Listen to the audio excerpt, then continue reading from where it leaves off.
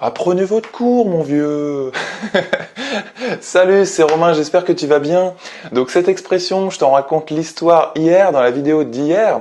Tu peux aller la voir, c'est la vidéo du défi numéro 3, du jour numéro 3. D'ailleurs, si tu ne suis pas le défi, je t'invite à nous rejoindre. C'est un défi dans lequel je te lance le défi justement de faire un quart d'heure de maths, pas 5 minutes, mais un quart d'heure de maths par jour pour t'échauffer d'ici la rentrée scolaire qui est le 4 septembre. Et oui, ça arrive. Donc l'idée c'est de t'échauffer un petit peu chaque jour, de faire un peu de maths pour arriver plus à l'aise en cours, pour savoir de quoi on parle et aussi pour te mettre en confiance, peut-être pour le premier contrôle ou le premier devoir noté, pour avoir une meilleure note. Donc suis-nous. L'idée c'est que je donne des exercices chaque jour, des exercices pas très compliqués, assez courts à faire justement, en un quart d'heure tu peux les faire à mon avis. Et puis bah voilà, ça va te permettre de t'échauffer. Et moi, le défi que je me lance de mon côté, tu sais ce que c'est tout simplement de faire une vidéo justement par jour pendant cette période de la rentrée, une vidéo pour toi, pour t'aider à progresser. Voilà, donc si tu veux regarder la vidéo d'hier à propos de justement apprenez votre cours mon vieux, cette expression, tu vois, j'ai même plus de voix. En fait, j'aimerais te raconter une nouvelle petite histoire aujourd'hui. Tu sais, quand je suis rentré en classe préparatoire scientifique, j'étais pour la première fois de ma vie dans un internat. J'avais toujours été externe au lycée, je mangeais même pas à la cantine, tu vois, je rentrais le midi chez moi et bah voilà, ça me permettait de m'aérer, tu vois, de sortir un petit peu de l'atmosphère du lycée. Et là, l'internat, ça me changeait du tout au tout, c'était pas évident au début. Et c'était vraiment pas évident parce qu'en plus, je vivais dans une piole finalement de 10 mètres carrés, c'était tout petit, il y avait juste le lit et un bon bureau pour travailler. Et tu sais, l'internat, c'est vraiment un monde bizarre. Il y avait des amis avec des habitudes tellement spéciales. J'ai rencontré toutes sortes de gens à l'internat, c'était vraiment sympa pour ça d'ailleurs. Et il m'arrivait, c'était très rare, mais il m'arrivait à 3 heures du matin d'être toujours réveillé. D'ailleurs, c'est absolument pas quelque chose que je te conseille de faire parce que tu sais que si tu veux progresser en maths et même dans n'importe quelle matière, c'est quand même mieux de bien dormir, d'avoir un bon sommeil. Et là, bah voilà, j'étais toujours là à 3 heures du mat en train de faire un exo ou alors de discuter avec un ami ou alors on venait de travailler ensemble.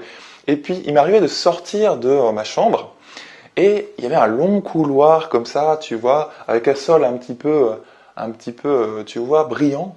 Et de temps en temps, au loin, je voyais des zombies comme ça qui marchaient.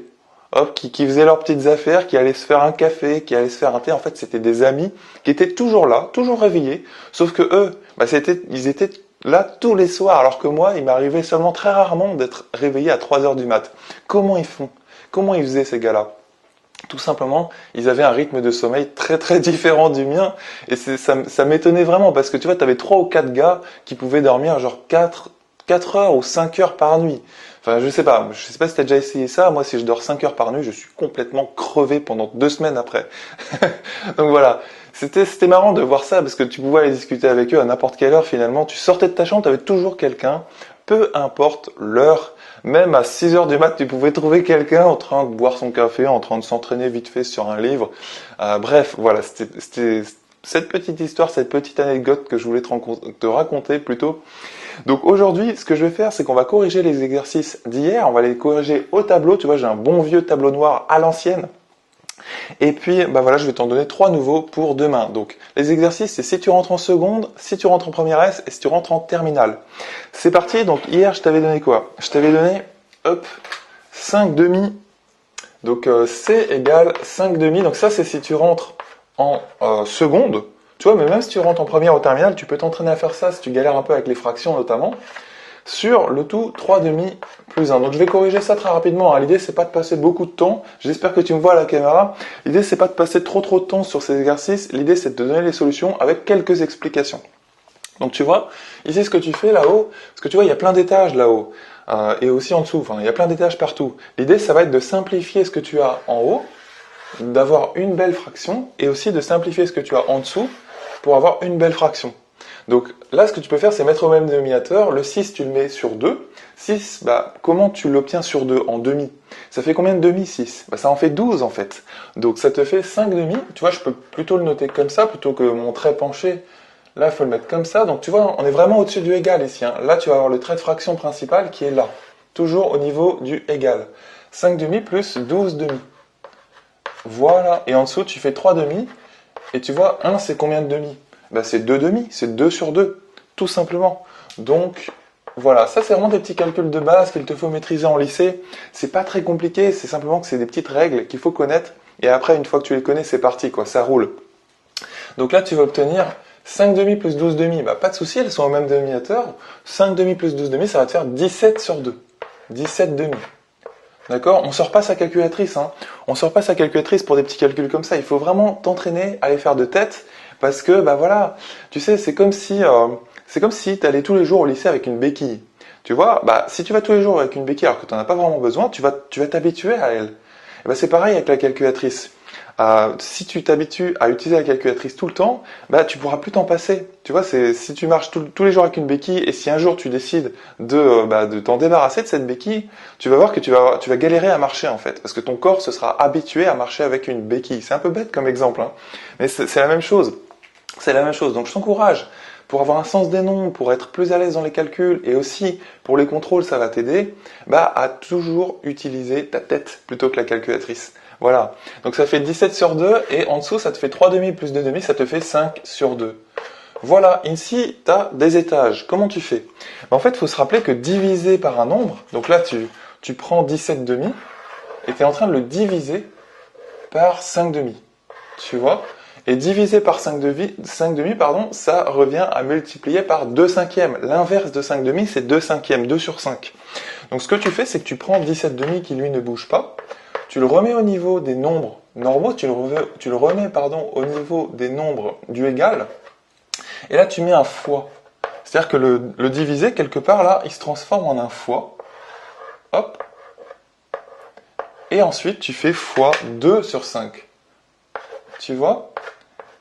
Voilà, et ça, bah, ça se simplifie plutôt bien. Alors, tu peux faire le calcul de 17 fois 2, tu vois, ça fait 34, mais on va pas faire ça, parce que là, tu as un fois et tu as un 2 en haut, un 2 en bas. Donc pourquoi ne pas les enlever directement? En fait, c'est ce qu'on va faire, hein. Tu vois, t'enlèves les deux, et t'obtiens 17 sur 5 direct. Voilà. Je sais pas combien ça fait en nombre décimal, ça doit faire à peu près 3 et quelques, tu vois? 3, quelque chose. Voilà, 17 sur 5, tu vérifies toujours, est-ce que c'est une fraction, plutôt, une fonction, une fraction qu'on peut simplifier? Non, en fait, parce que tu vois, 17, c'est un nombre premier. Voilà, ça c'était le premier exo, un petit calcul si tu passes en seconde. J'espère que ça t'a paru relativement faisable. Si tu as fait des erreurs, c'est pas grave, hein. N'hésite pas à mettre pause sur la vidéo et à reprendre ça tranquillement. Là, on passe au deuxième petit exercice, tu passes en première S ou en première ES à la limite. C'est un exercice qu'on voit en seconde, c'est un exercice tout simple. Imagine, tu as un dé normal, un dé avec 6 faces, numéroté de 1 à 6, un dé vraiment normal, il n'est pas truqué. Et si tu le lances, la question c'est quelle est la probabilité que tu obtiennes un nombre au-dessus du dé inférieur ou égal à 2.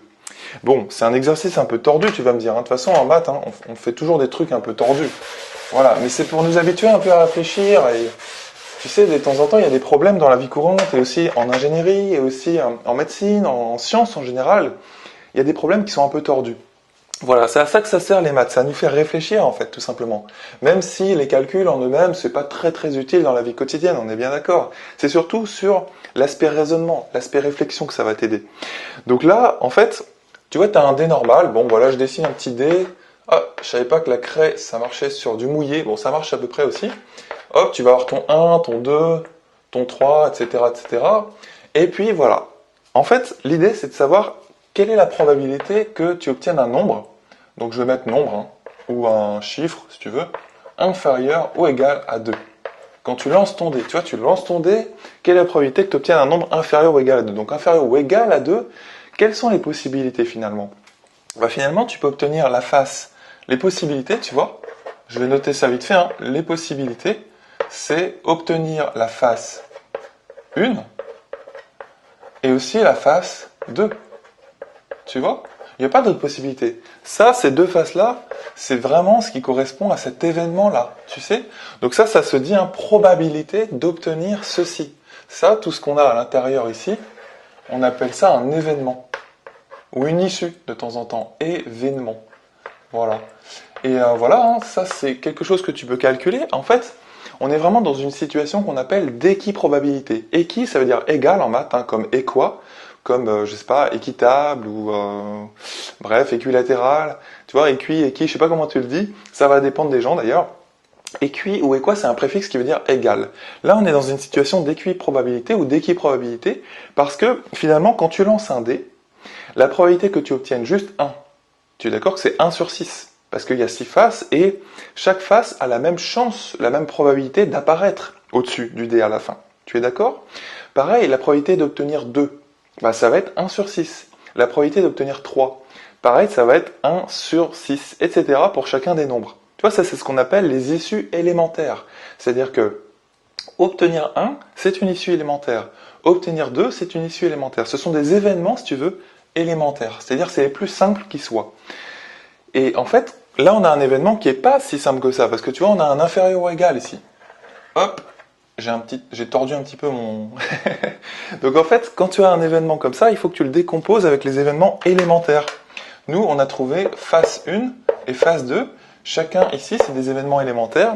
On est dans une situation d'équiprobabilité, parce que le dé n'est pas truqué, il est normal, et donc chaque face, je répète, a la même probabilité de sortir qui est de 1/6, et donc on a une formule pour ça. La probabilité, donc celle-ci, est égale, hop, alors je sais plus où est-ce que j'ai mis ma craie, elle est égale tout simplement à 2, en fait, tu vois, parce qu'on a 2 issues élémentaires possibles sur le nombre d'issues élémentaires possibles total, le nombre total d'issues, en fait, élémentaires. Donc tu vas avoir 2 sur 6. Ça paraît un peu bête, en fait, hein. Tu vois, si on résume, bah, probabilité d'obtenir un nombre inférieur ou égal à 2, c'est soit 1, soit 2, donc bah, finalement, c'est 2 faces sur les 6 au total possibles. Donc ça fait 2/6. Voilà. Cette règle-là, ça marche que quand tu es dans une situation d'équiprobabilité. Quand tu es avec un dé, par exemple, dans une situation qui n'est pas d'équiprobabilité, ça existe, par exemple, si tu truques ton dé, toi, si tu es en train de limer l'une des faces, par exemple, ou si ton dé, il change en une forme de rectangle, un peu, de pavé, eh bien, ça va changer, ça va plus de ces probabilités-là. Mais quand tu as un dé normal, ça donne ça, et 2/6, tout de suite, réflexe, tu penses à transformer ça, ça te fait 1/3, d'accord? Parce que 6, c'est 2 fois 3. 2, je te l'écris, sur 2 fois 3, voilà ce qui te donne 1 sur 3. Voilà, donc finalement, la probabilité que tu obtiennes un nombre plus petit que 2, inférieur ou égal à 2, c'est une chance sur 3. Ça marche? C'est un peu spécial, hein, les probas. Donc là, on passe à l'exo d'après, si tu passes en terminale S. Voilà, j'efface ça rapidement. Tac. Donc là, l'idée, c'était que je t'avais donné un petit exercice avec une courbe. Une courbe comme ceci. Donc on avait... J'espère que tu vois, hein, j'espère que tu vois bien. Donc là, c'est les deux axes. Hop. J'ai cassé la craie à l'ancienne. Je me souviens le nombre de profs qui ont cassé des craies pendant que j'étais en cours. C'est impressionnant. Et en fait, ils étaient tellement habitués qu'ils s'en fichaient, en fait. Tu vois, le bout de craie, il tombait, puis eux, ça leur faisait rien, ils avaient l'habitude. Donc là, tu as l'axe des Y, là, tu as l'axe des X. Là, tu as le point O. Tu sais, le point O, c'est le point de coordonnées 0, 0. C'est le centre, en fait. Et je t'avais dessiné une petite courbe comme celle-ci. C'était une courbe, une sorte de parabole, en fait. Hein. Hop. Bon, là, je la redessine pas forcément super bien. Je t'avais fait ça comme ça, 2 points. Ici, tu obtenais... je t'avais dit 3, je crois, quelque chose comme ça. Ici, on avait dit 4, ou moins 4 plutôt. Ici, moins 3. Et puis, 2 et 4. Voilà. Tu sais quoi, ça me rappelle vraiment quand j'étais en prépa et que j'étais en colle, justement. Je t'avais raconté ça il y a 2 ou 3 jours, je crois.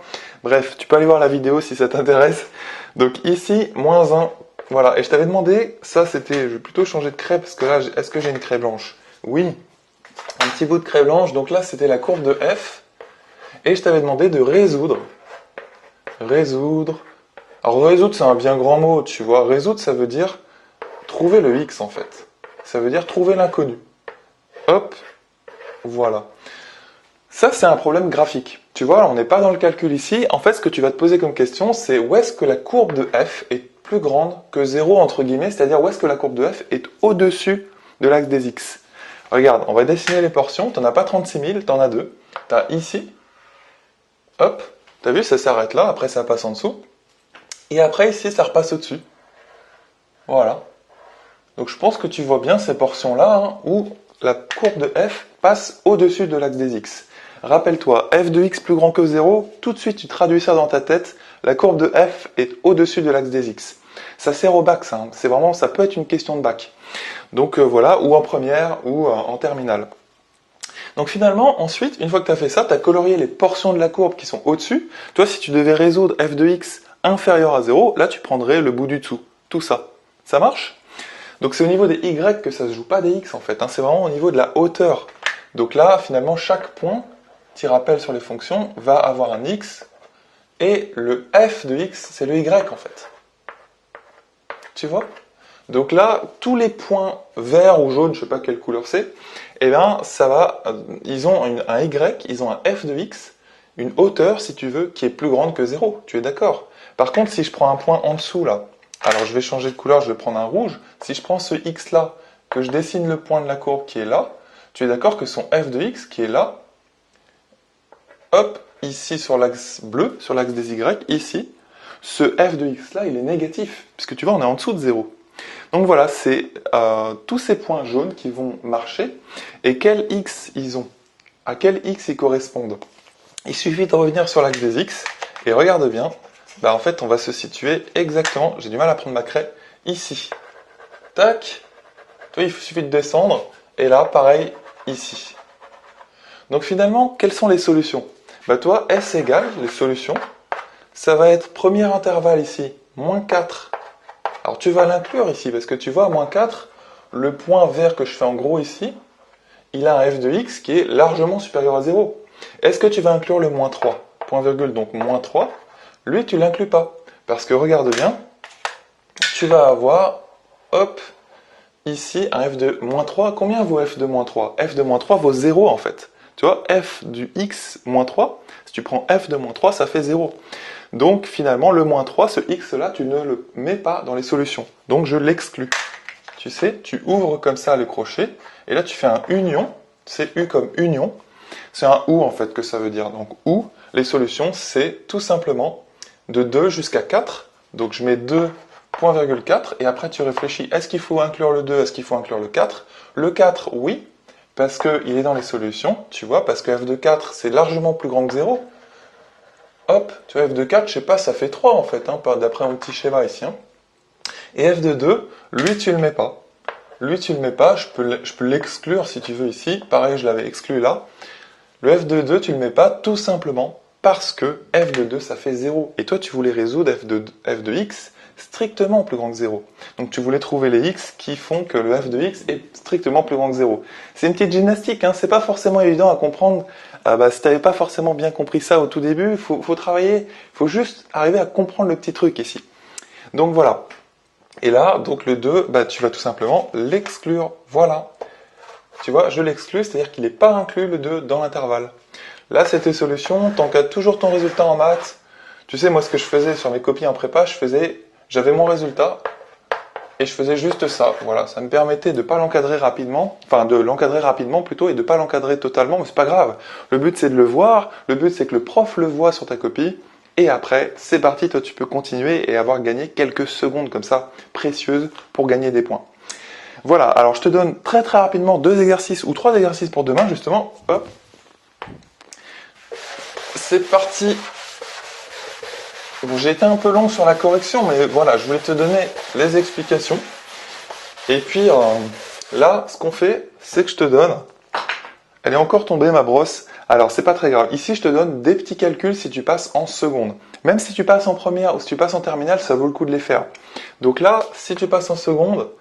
Eh bien, je te dis, développer 2x moins 1, c'est un peu barbare hein, comme calcul, c'est pas toujours très drôle de faire ça, mais ça se fait très très rapidement par contre. Facteur de 4x plus 3.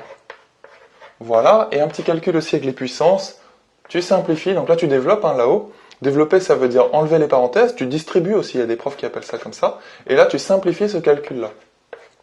Hop, hop, hop. Je te laisse faire ça. Ensuite, si tu passes en première S, et bien là tu résous.